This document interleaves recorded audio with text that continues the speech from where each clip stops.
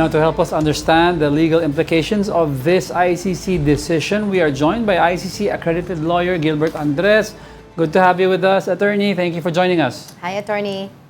Good morning, Angelo and Angela. All right, let's start off. What does this ruling, this most recent ruling from the ICC Appeals Chamber mean for Duterte's case?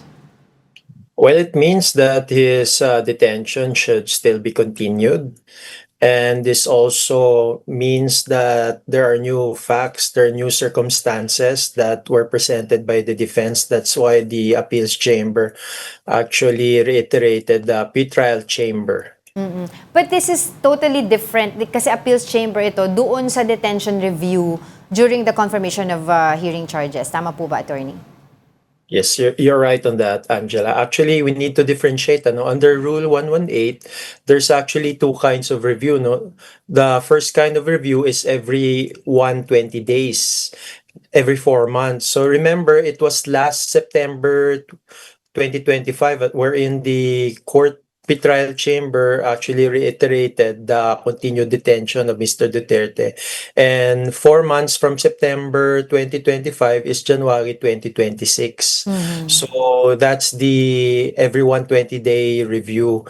And the pretrial chamber in January 26, 2026 actually reiterated Mr. Duterte's continued detention. And that was the bone of contention in the appeals. Okay. And then, yung dun sa detention review, we will know the decision kasabay po ng confirmation of charges within 60 days after natapos yun. Tama po ba? Yes, you're referring to the annual review. Yes, annual review. The 120-day review, the annual review. It will be decided, it can be decided together with a confirmation of charges hearing, but I think it will be decided separately because it's a separate issue from the confirmation of charges. Well, moving forward, meron din po kasing lumabas din na report yesterday, yung ICC prosecutions asking for clarification on Duterte's defense team member.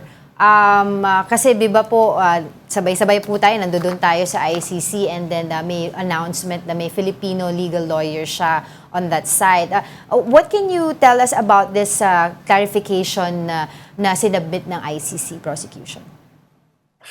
Well, to be very candid, I haven't read it yet in the public version, because there's the public version of the filings. But having said that, I think this is with vis-a-vis the other lawyers that were manifested by the defense during the confirmation of charges hearing. So I think that's the matter on the 6 Filipino lawyers. Yes. I still have to read that. Oo. Kasi parang base sa rule, dapat po ini-inform di ba po, ang at least pre-trial chamber kung may mga karagdagan na mga lawyers. Tama po ba? Yes, that's correct. But of course, naantay din po natin ngayon, attorney, yung magiging desisyon sa confirmation of charges, which is also nga, nag-aantay tayo within 60 days after matapos yung closing po ninyo nung Feb 27. Ano na po ang ginagawa po natin ngayon on the victim side? Well, we're continuing to coordinate with the victims, especially trying to explain to them the process in the ICC, as well as trying to get their views and concerns, so that we can actually relay this to the ICC. And then what will happen po kapag nagkaroon na po o nag-release na ng desisyon ang pre-trial chamber regarding the confirmation of charges, kung tuloy o hindi? Kailangan din po ba ng appearance on both sa prosecution, sa defense, and of course yung mismong si Mr. Duterte?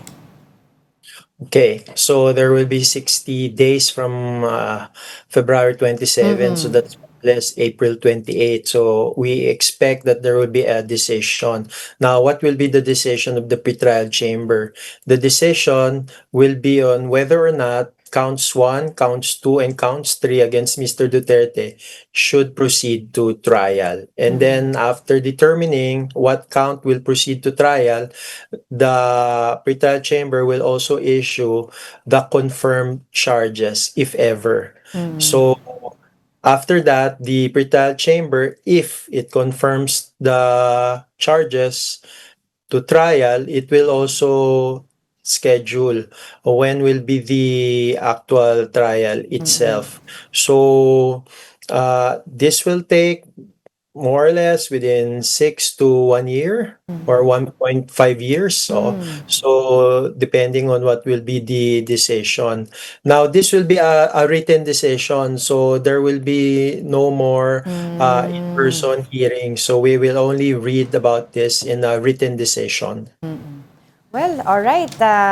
Siguro maki-update na lang ulit po kami sa inyo dun sa iba po pong development ng case na ito. Nakauwi na po ba kayo, attorney, from The Hague? Nandito na sa Pilipinas po. Okay, sige. Maraming salamat po ulit sa inyong oras sa ICC-accredited lawyer Gilbert Andres. Thank you so much.